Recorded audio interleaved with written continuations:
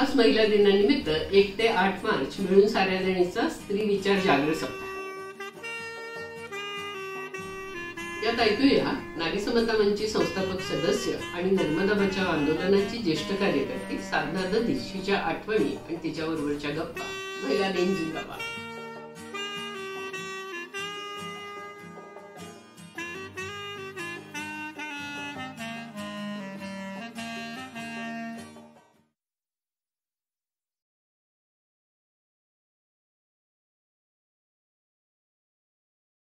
निकालने पत्रक.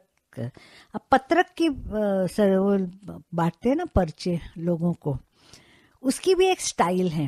अपने बड़वाने में भी वैसे आते थे, पीले गुलाबी इस तरह के. एंड पूना में पत्रक बिल्कुल एकदम as if you are reading some article, you know, like that पत्रक. पर मैंने ये देखा उस समय का भी प्रभाव, या कुछ हमारी सारी दिखने का भी होता है ना. लोग देखते किस प्रकार के लोग बांटते हैं. लोग बहुत सीरियसली पढ़ते हैं. और कई बार लोगों ने कहा है कि आपका पत्रक होता है ना, उसमें पढ़ने की बात होती है. ऐसा नहीं है कि वो ले लो थोड़ा सा बोल्ड लाइंस पढ़ो और फेंक दो. सो इट वाज रियली, मुझे हमेशा लगा है कि हमारे पत्रक बहुत अच्छे होते थे. चाहे जबकि वो कोई लोग कहते थे कि तुम्हारा लेख ही होता है, पत्रक का होता है. पर मैंने कहा हमको बातें ही बहुत समझानी है भाई. हमको एक छोटा सा मुद्दा को लेकर हमको सारा इंडस्ट्रियलाइजेशन का क्या हम सोचते हैं, बिजली का क्या सोचते हैं, ये सब मतलब हमारे पास कहने के लिए बहुत कुछ है. इतना 2-4 बोल्ड लाइन में हमारा पत्रक हो ही नहीं सकता. पढ़ के मतलब हमारा ये उद्योग ही रहता था. अलका चौक पे हमारा ये रेट था कि 1 घंटे में 1000 पत्रक जाते हैं. ऐसा हमारा उधर का रेट है. तो आज भी मेरे ख्याल से रिकॉर्ड है कि नर्मदा का पत्रक कई लोगों ने रखा है अपने पास, फेंका किसी ने नहीं है. दोनों बात थी उसमें कि एक पब्लिसिटी भी नर्मदा आंदोलन को वर्तमान पत्र में बहुत थी. आप देखेंगे लोकसत्ता, सकाल, बहुत आर्टिकल्स नर्मदा के आते रहे. मतलब that's credit of course goes to, पत्रकार भी बहुत थे और मेधा का अपना भी कथन, मतलब बहुत इधर उधर जाकर घूमती थी.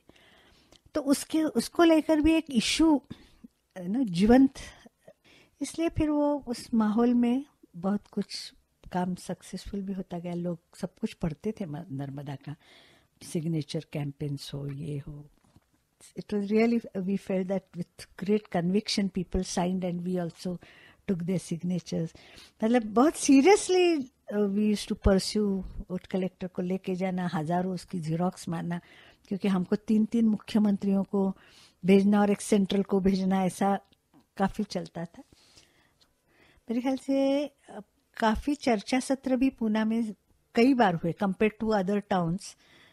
इस तरीके से पूना सपोर्ट ग्रुप का रहा काम. पूना में जो ज्यादा करके डिबेट चली ना, उसमें वो बहुत था कि तुमको क्या चाहिए फिर, अल्टरनेट विकास की तुम्हारी धारणा क्या है. तुम आदिवासियों को म्यूजियम में बिठाओगे. उत्तर देते देते आदमी थक जाता है ना, तो कुछ ज्यादा ही कड़वाहट में हाँ हम ऐसे ही चाहते हैं, मतलब वो एक रिएक्शन आती है ना. तो मुझे याद है कि जैसे कुसुम कर्णिक है, she was continuous supporter of NBR. और भी कुछ मुझे उसमें जरा वो प्रवृत्ति ज्यादा लगती है कि हर चीज ट्राइबल्स की थोड़ी सी गौरवान्वित करने का उनकी. इसलिए भी कभी कभी लगता था कि मतलब कम्युनिटी लाइफ का एहसास, ये वो बातें सोचने की समझने की जरूर है. पर आज का उनका जीवन ये बहुत अच्छा है. इस तरीके की बात भी रखना गलत है. उनकी मटेरियल लेवल पर उनकी वंचितता भी बहुत ज्यादा है और उसकी भी हमको सोचनी चाहिए.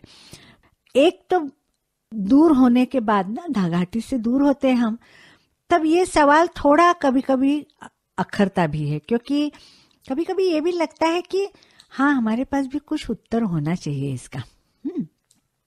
अब उसका उत्तर अलग अलग हो नहीं सकता है. हम लोग अन्ना हजारे का बात करते थे, या औरंगाबाद में अड़गांव करके गांव है, उनकी बात करते थे.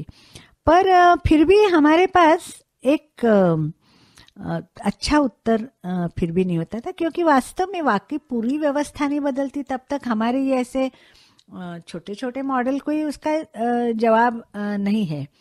पर मुझे एक बात बहुत लगती थी, क्योंकि मुझे उस आदमी के बारे में बहुत आदर है, और वो था मोहन हीराभाई हीरालाल।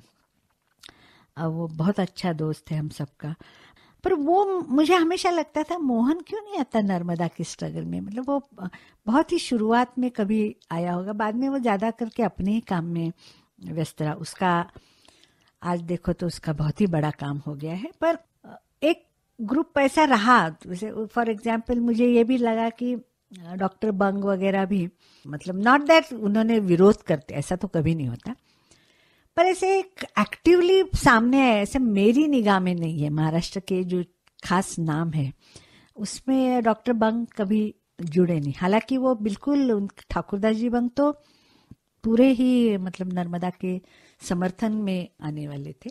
तो मुझे लगा कि लोग ऐसा क्यों सोच रहे, क्योंकि हमारे पास विकल्प नहीं, इसलिए ये लोग हमारे से दूर रहते हैं थोड़ा। वास्तव में ये शायद नहीं होगा, कुछ उनका अपना ही काम होगा। और क्योंकि दैट पीरियड इज ऑल्सो, अगर हम देखें तो उनका भी उनकी एक काम का बिल्ड करने का पीरियड था। दूसरी बात, मुझे नर्मदा सपोर्ट ग्रुप की बात में कहूँ कि आपका संगठन होना जरूरी नहीं था।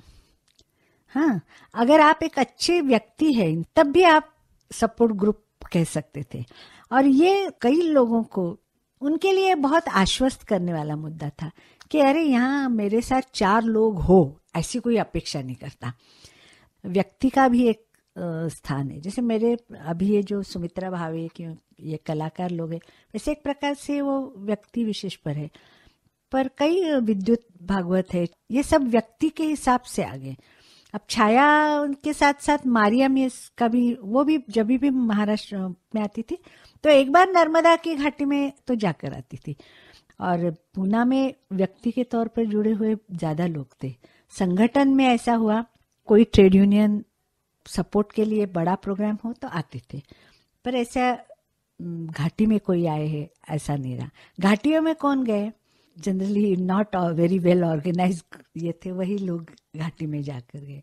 समता आंदोलन का ग्रुप था, राष्ट्र सेवा दल का दूसरी जगह से ग्रुप आता था, पर फिर भी वो लोग राष्ट्र सेवा दल करके इतने नहीं थे, ऐसा मेरा ख्याल है। फॉर एग्जाम्पल बम्बई के छात्र भारती के लोग आते थे, पर पूना से छात्र भारती का ग्रुप याद है जब तक, कभी छात्र भारती का ग्रुप, सुभाष अपने आप आएंगे पर वैसे ग्रुप करके नहीं आए थे। तो ये भी एक कमी बोलो या ताकत बोलो, पर ऐसे व्यक्ति लोग ज़्यादा नर्मदा में जुड़े थे। और उसका कारण मुझे ये लगता है कि नर्मदा आंदोलन ने ना राजनीति का लिए भी एक वैकल्पिक ये रख दिया।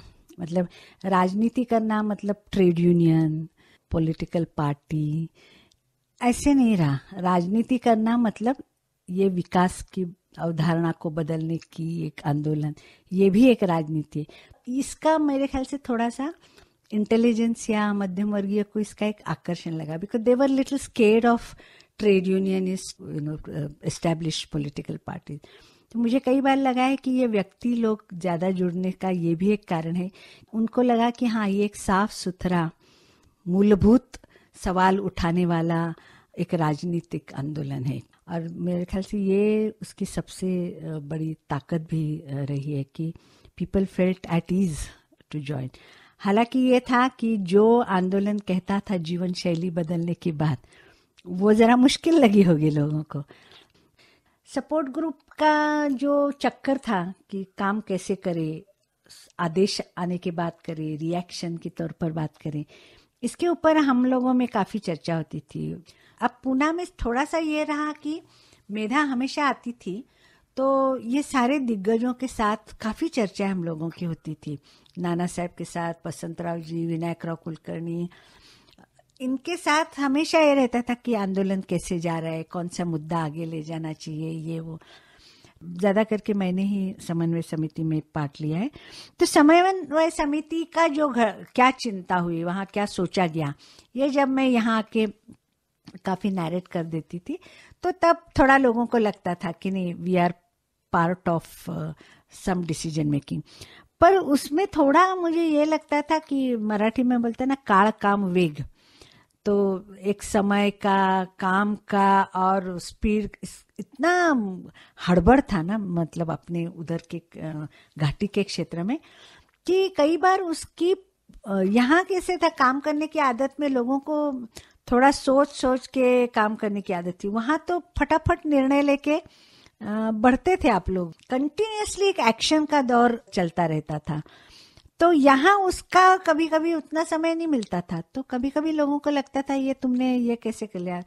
पर सबसे बहुचर्चित ये रहा, डूबेंगे पर नहीं हटेंगे।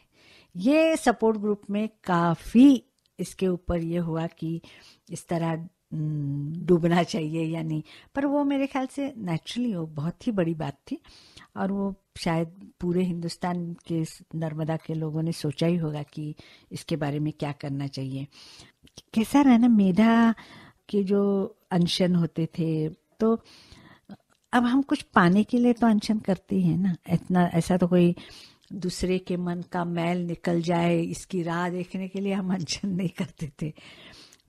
तो ये भी एक रहा कि इस तरीके के अनशन कभी सफल नहीं होते। गांधी जी ने अनशन ऐसा नहीं किया था कि ये डील, मतलब ये देंगे तो वो करेंगे, इस तरह का आपका लगता है कभी कभी। ऐसी भी चर्चा विशेषता पर्शिकर का ये काफी रहता था। और मुझे याद है कि डूबेंगे पर हटेंगे नहीं में मेधा डूब कर मरना है तो मरना चाहिए, इस तरीके का खुला आर्टिकल वसंत राव ने ही लिखा था। मतलब उनका ये था कि इसमें धमकी की भी बात नहीं, ये सच्चाई है तो होनी चाहिए, मेधा की आहुति उसमें होनी चाहिए। तो उसको लेकर, और उनका कहना था कि तुम लोग मतलब सच्चे नहीं हो ना, तुम लोग उसका भी राजकारण कर रहे हो कि ये करने से धमकी है, फिर प्रेशर बढ़ेगा, फिर हमको ये मिलेगा, ऐसे वैसे। तो ये इस प्रकार के भी एक प्यूरिटर्निकल एक सत्याग्रह उसको लेकर होती थी।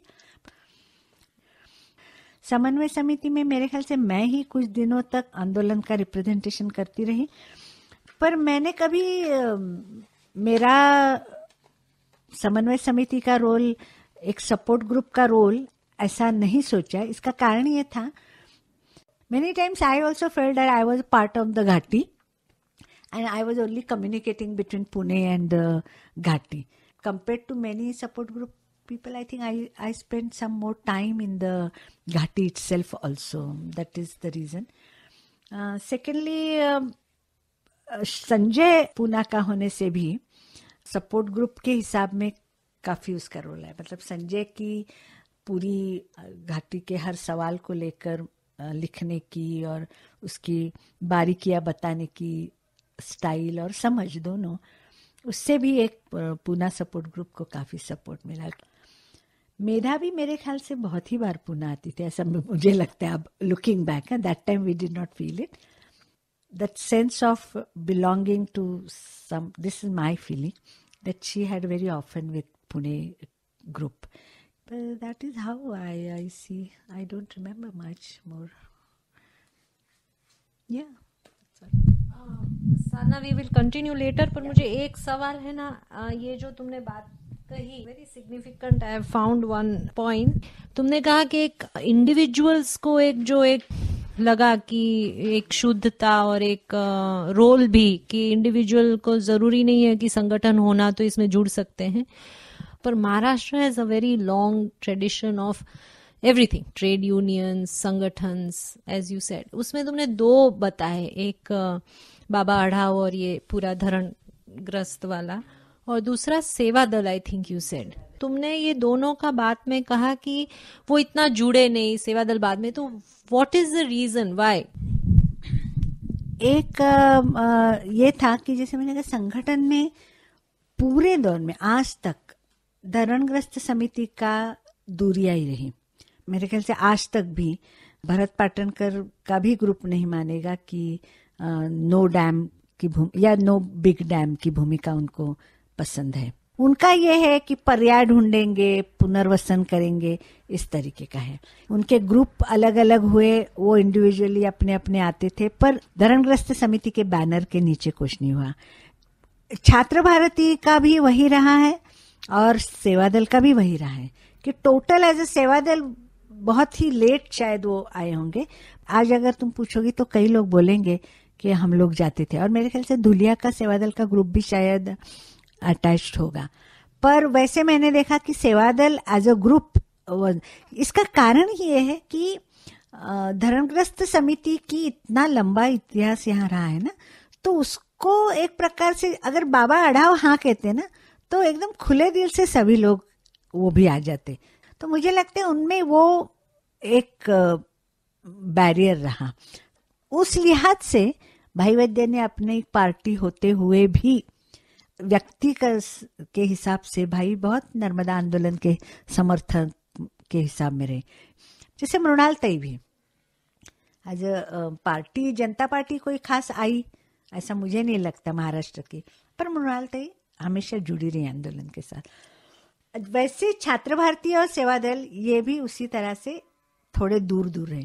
जहां तक ट्रेड यूनियन का सवाल है, तो कम्युनिस्टों का साथ हमारा जो है वो इस मुद्दे को लेकर कभी भी, मतलब उन्होंने किस पर हस्ताक्षर किए कि जो दमन चल रहा है घाटी में उसके विरोध में उन्होंने हस्ताक्षर जरूर किए।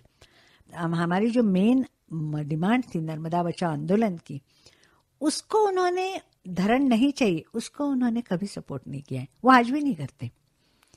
उनका वो स्टैंड, पॉलिटिकल स्टैंड उस लिहाज में वो उनका जो है कि एक सेंट्रलाइज प्लानिंग, इंडस्ट्रियलाइजेशन, ये खेती का एक विशेष विचार, वैसे ही उनका है। पर फिर भी दमन जब हुआ घाटी में, उसके विरोध में उन्होंने सिग्नेचर किया। वो यहाँ के कार्यक्रमों में आते रहते थे कभी कभी, पर as a whole hearted group support उन्होंने कभी नहीं दिया है, और वो देंगे भी नहीं। अभी अपने को नंदीग्राम सिंगूर से पता ही चलता है कि उनकी भूमिका अलग रही। सेम वाज विद सीपीआई, और यहाँ एक लाल निशान पक्ष करके एक ग्रुप है, वो भी नहीं कभी किए, क्योंकि उनकी भी भूमिका एक मार्क्सियन लेनिनियन भूमिका रही है। पर उन्होंने ये कहा दमन के विरोध में वो हमेशा हमारे साथ रहे। पर जब 93 में हमारा बड़ा अनशन हुआ था, तब कौन सी ट्रेड यूनियन आई थी अपने साथ? जो सोशलिस्ट ग्रुप्स ने चलाई थी, वो केमिकल मजदूर यूनियन, वो लोग आए थे, या दलित संगठन के लोग आए थे, या झोपड़पट्टी के संगठन के लोग आए थे। पर जो मान्यता प्राप्त बड़ी संगठन है महाराष्ट्र भर की या ऐसे, वो लोग नहीं आए थे। वो सिर्फ सोशलिस्ट ग्रुप के एक आध दो यूनियन आए हैं। 93 में हमने जब वहाँ गए तो ठाना में म्यूनिसिपल कॉरपोरेशन यूनियन, जो सफाई कर्मचारियों की यूनियन है, उन्होंने क्या किया, मेरा भाई खुद मुझे मालूम है उन्होंने क्या किया होगा, संजय मंगो भी उस समय था। उन्होंने कहा हम सब आंदोलन में एक साथी है, इसलिए उन्होंने काफी अच्छी व्यवस्था की, सपोर्ट किया। But were they really whole heartedly with the issue? No, they were not. धरण के बारे में उनकी हमारे साथ भूमिका नहीं रही है, वो आज भी नहीं है। ये फर्क रहा ही है, मतलब ये मैं आज भी देखती हूँ। और इसलिए वो जो NAPM भी बना, तब समाजवादी जन परिषद कि तवा में सुनील उनके खास है, और उनका बड़ा स्ट्रगल भी है ही। पर फिर भी उन्होंने, समाजवादी जन परिषद ने नहीं अपना साथ खास दिया। तो ये तो बात मैंने नर्मदा के बारे में देखा ही है कि NAPM में वो लोग शामिल हुए क्योंकि वो एक व्यापक लड़ाई का अलायंस है। पर नर्मदा के इशू पर वो अपने साथ धरण के हिसाब से नहीं थे। मतलब एक डेमोक्रेसी को लेकर जो जो डिमांड थी उसके लिए वो तैयार थे, पर उनको ये इशू शायद उनको डाउटफुल रहा। ये मेरे ख्याल से उनकी आज भी यही भूमिका है। मे बी अभी बदली होगी, पर बदली होगी तो कैसी? अभी सेज, मतलब अनेक दूसरे नाम लेके वही आ रहा है ना, जमीन पर हल्ला, इसलिए अब वो बदल गए होंगे तो हो गए। पर धरण क्या है, it's not only occupation like says, they see as one of the tool for the poverty elevation, as if at all. I mean, that is how they see.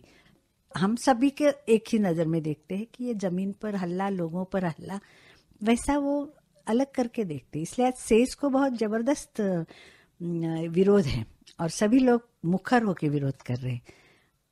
वैसा डैम के लिए नहीं था। ये तो आज भी मेरे को लगता है। तो मैं हमेशा मुझे लगा कि मार्क्सवादी लोगों के लिए और समाजवादी लोगों के लिए विकास की धारणा पहले से ही मेरे ख्याल से बहुत अलग नहीं रही है। मतलब आज भी मुझे लगता है कि एक आधुनिकतावाद भी उन्होंने बहुत, मतलब आधुनिकता और गांधी का विचार ये इकट्ठा उनके लिए नहीं जा रहे थे। इसलिए भी कभी भी बातचीत हुई तो पुनर्वास को लेकर आप क्यों नहीं लड़ते, मतलब हर बार बाबा आडवाणी के साथ मेरा यही बातचीत होती थी। और जब भी हम कहते थे कि ये पुनर्वास असंभव है, तब मुझे बहुत आश्चर्य लगता था कि वो कभी माने नहीं। जब भी मेधा आकर पुणे में इसको लेकर हम बोलते थे, जैसे कि दलित इश्यू को लेकर बोलते थे, तो कई बार ऐसा हुआ कि आप लोग दलितों के साथ क्या कर रहे। तो मैंने कहा कि ऐसे नहीं है कि उनकी भी रोजी रोटी जीना सब, भले उनके पास शायद जमीन न हो, पर उनके जो काम के तौर तरीके उनके साथ लिंक्ड है और वो भी जुड़े हुए। इसलिए मैं हमेशा उनसे भी मेरी बातचीत इंडिपेंडेंटली भी होती थी कि आप क्या सोचते हैं। तो ये भी सही था कि पूरी एक क्रांतिकारी सोच के साथ, समतावादी सोच के साथ आपका हिलना बैठना होता था क्या, तो व्यक्ति के साथ कभी होता होगा जो अपने मन से उनको एक बराबरी का स्थान देते होंगे, पर एज अ व्यवस्था वो स्थान नहीं था। ये बात भी सही है। पर उनको जब भी मैंने पूछा कि फिर आप कैसे, तो उनका यही सवाल था कि इनके साथ हमारा भी जीवन जुड़ा हुआ है, हमारी भी रोजी रोटी जुड़ी हुई है। तो ये सारा चक्र शायद वही होगा, एक फ्यूडल परंपरा से हावी होगा। पर यह बात सही थी कि हमारी जो व्यवस्था है, शासकीय यंत्रणा, उसमें भी उनको कोई खास एक्सेसिबिलिटी नहीं थी, या वो कर नहीं सकते थे अपने आप जाकर। तो कुल मिला के उनकी भी शायद प्रैक्टिकल सोच यही बनती होगी कि इस तरह जुड़े रहना अच्छा है। और फिर ये तो था ही कि हम भी विस्थापित हो रहे।